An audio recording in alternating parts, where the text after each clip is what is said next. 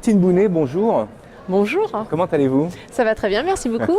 Alors vous êtes la fondatrice de Vin de Monde, animation, wine et yoga, on va revenir dessus tout à l'heure, et présente ici donc à ce salon workshop à Bordeaux au hangar 14. Pauline Champeille, alors vous êtes œnologue et gérante des ateliers de Bacchus. Oui, bonjour, tout à fait. J'ai créé cette entreprise il y a 10 ans et voilà, on fait plein d'animations œnologiques. J'ai une double casquette de viticultrice et d'animation œnologique pour les particuliers et les professionnels principalement. D'accord. Alors parlez-nous plus dans le détail de vos activités. Alors, les ateliers de Bacchus, d'abord. Pourquoi ça s'appelle les ateliers de Bacchus, pour ceux qui ne connaissent pas? Oh, l'histoire, elle était amusante. Au début, j'appelais ça Pauline Robin, mon nom, mon prénom, nom de jeune fille. Et en fait, difficile de communiquer sur son propre nom, je trouvais.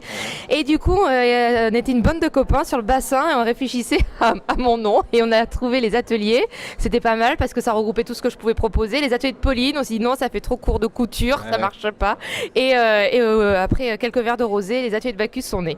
Voilà, l'origine des ateliers de Bacchus. Et en termes de marque en tout cas. Et sinon, départ, j'ai démarré en faisant des clubs œnologiques sur Paris, Bordeaux, Toulouse. Après, on a développé le tourisme d'affaires avec des olympiades, des casinos, des wine tours, plein d'activités, des animations repas, plein de choses autour du vin. Et depuis 3 ans, on a développé le tourisme de loisirs avec le Bacchus Wine Tour, qui est une balade ponctuée de dégustation de vin dans la ville de Bordeaux. Voilà, entre autres.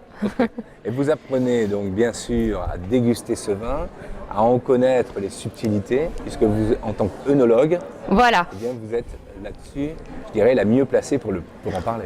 On est plusieurs à intervenir. C'est vrai que ma casquette de viticultrice me permet d'apporter pas mal d'authenticité à mes animations, puisque voilà, le matin, je vais être dans les vignes et que l'après-midi, je vais être en animation. Et c'est ce que les gens aiment bien finalement avec nous, c'est qu'on va leur parler de notre quotidien de vigneron, d'œnologue, et en plus, on va leur faire partager tout ça. Reparlez-nous de votre château un peu. Alors, Château Busquet à Lussac-Saint-Émilion, Château Le Castellet à Pomerol. On a aussi des vignobles en Bordeaux et Bordeaux-Sud, Château Lagrasie, des Châteaux Planty. Tout ça, c'est mon père. Mais voilà, je suis issue d'une famille de vignerons. Je suis la 12e génération à être dans le vin à Saint-Émilion. Je suis Jura aussi, j'ai ma robe rouge, tout ça. Et voilà, oui, je suis comme Obélix, je suis tombée dedans. J'ai pas eu le choix. Œnologue, vous avez suivi quel cursus? Fac de bio, Doug, je suis encore de la génération des Doug, et fac de de Bordeaux, je voulais absolument Bordeaux, j'ai réussi à l'avoir, et après je suis partie à l'INITA, alors maintenant c'est Bordeaux Sciences Agro, faire de la gestion de domaine viticole, et entre temps du coup j'ai eu la chance de pouvoir travailler au Château Latour à Pauillac, à Pétrus à Pomerol, à l'arrivée au Briand à Pessac-Léognan, je suis montée voir les bulles en Champagne, au Puiswan en Californie, je suis rentrée au Bercail, voilà. Je vous demanderai pas quel est le château que vous préférez? En ce moment, je suis pas mal Bourgogne, donc détrompez-vous, je peux être pleine de surprises. Pourquoi? Les tanins sont fins dans les pinots noirs, les chardonnays ont pas mal de volume et tout. Et puis je suis changeante, hein, peut-être que dans 2 ans, ça sera les vins du Rhône. Voilà. Mais forcément, mon vin est le meilleur, il n'y a pas à dire. Est-ce que faire ce métier d'œnologue, est-ce que c'est inné quelque part? Est-ce qu'on a un talent pour ça ou pas? Alors je pense pas qu'on a un talent parce que dans notre promo on était 70, on n'était qu'une dizaine d'enfants de viticulteurs. En revanche j'ai très rapidement su que je voulais être œnologue parce que déjà je suis une famille de vignerons. Je suis une fille, je suis pas un garçon et dans ma famille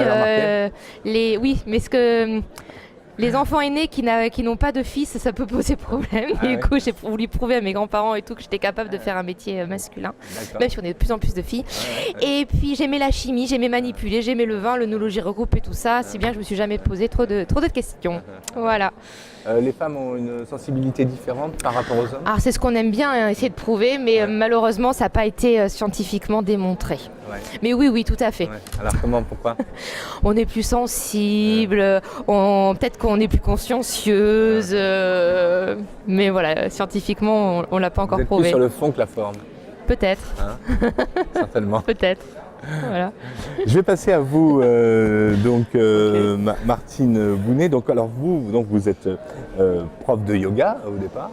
Alors au départ, non. Au départ, je suis en fait du monde du vin, puisque cela fait plus de 25 ans que je suis dans le monde du vin, acheteuse principalement. Donc j'ai fait mes classes à un âge très très jeune. Je ne suis pas née dans une barrique de vin, mais j'ai commencé très jeune puisque je travaillais pour un négociant sur Bordeaux. Je suis partie en fait sur l'étranger et je me suis installée en fait pendant une quinzaine d'années en Angleterre. Angleterre, où j'étais l'acheteuse pour tout ce qui est le côté, la partie CHR d'un très grand importateur-distributeur. Donc c'est là où j'ai vraiment, je dirais, appris, même si j'ai travaillé à Bordeaux à la base, c'est là où j'ai vraiment appris sur les vins du monde entier, puisque en étant acheteuse des vins du monde entier, j'ai beaucoup voyagé. J'ai beaucoup arpenté les vignes, et donc ça fait 25 ans dans le monde du vin, mais aussi 23 ans dans le monde du yoga. Donc oui, je suis professeure de yoga, mais les deux disciplines ont été menées, je dirais, assez conjointement, et avec la même passion. C'est vraiment le bras droit et le bras gauche, et qui font sens maintenant, puisque je suis rentrée en France en 2012, et j'ai donc créé Vin de Monde, donc cette association Vin et Yoga. C'est une société en fait qui s'axe autour de deux activités. La première activité est une activité de business, à proprement parler, où là j'exporte du vin sur divers pays à l'échelle internationale. Et aussi l'activité plus tournée au no touristique pour laquelle je suis aujourd'hui, où là en fait j'amène les participants à mes ateliers ou à mes séjours à une approche de la dégustation sous un angle innovant mais sérieux par rapport à la discipline du yoga, à savoir une respiration appropriée.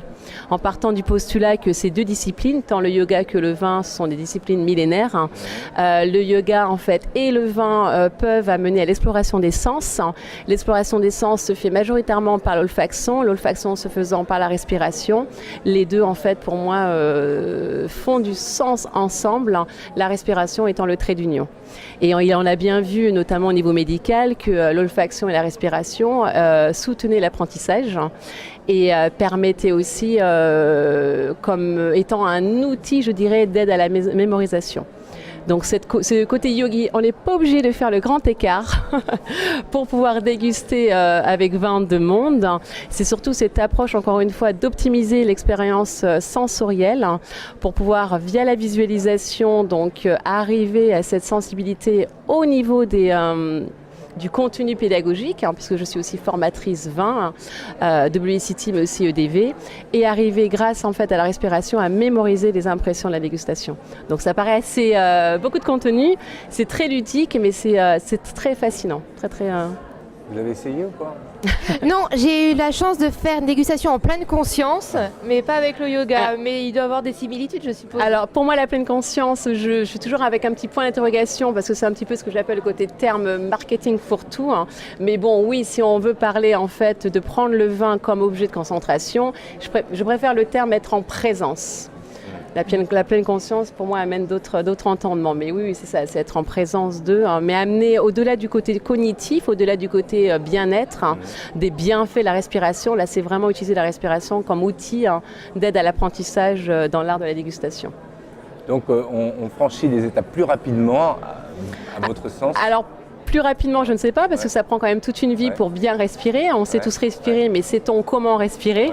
Donc, c'est peut-être pas obligatoirement à l'issue d'une dégustation que l'on saura, mais en tout cas, ça donne des outils de réflexion, notamment ce pourquoi on utilise les inspirations plus que nasales, je dirais, plus que les inspirations buccales, et quels sont un petit peu, je dirais, les réseaux de transmission au niveau cérébral qui vont soutenir tous les acquis pédagogiques d'une formation dite classique onologique. Justement, pour les sensations, c'est quoi les facteurs importants pour vous quand vous dégustez un vin? Qu'est-ce qui vous fait vibrer? Le nez et la rondeur en bouche. D'accord. Voilà. C'est les deux critères de base. Principaux, oui. C'est-à-dire un vin trop acide j'aime l'acidité dans les vins, mais quand il y en a trop, ça va pas me plaire pour autant. Et le nez, oui, moi j'ai beaucoup développé mon nez. La moindre odeur, je ressens assez facilement la moindre odeur. Si bien même quand j'étais enceinte, toutes les odeurs étaient compliquées. J'avais dû changer ma lessive, je ne supportais plus l'odeur de ma lessive. Donc oui, moi le nez est un facteur assez important. Enfin, malgré moi, parce que j'aurais bien aimé à certains moments qu'il ne le soit pas. Mais voilà. Dans le métro, c'est pas terrible ça non plus. Est-ce que la rondeur en bouche va dépendre de la date du millésime? Ça peut, mais après c'est quand même pas mal.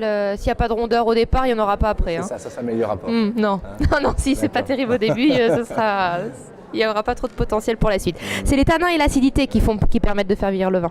D'accord. Voilà. Très bien. Mais venez à mes ateliers, vous verrez, vous en apprendrez plein. Mais je vais venir chez vous. Ah ben venez. Merci à toutes les deux d'être venues sur notre plateau. Merci beaucoup. Avec plaisir. Un bon salon. Merci. Merci bien. Et à bientôt.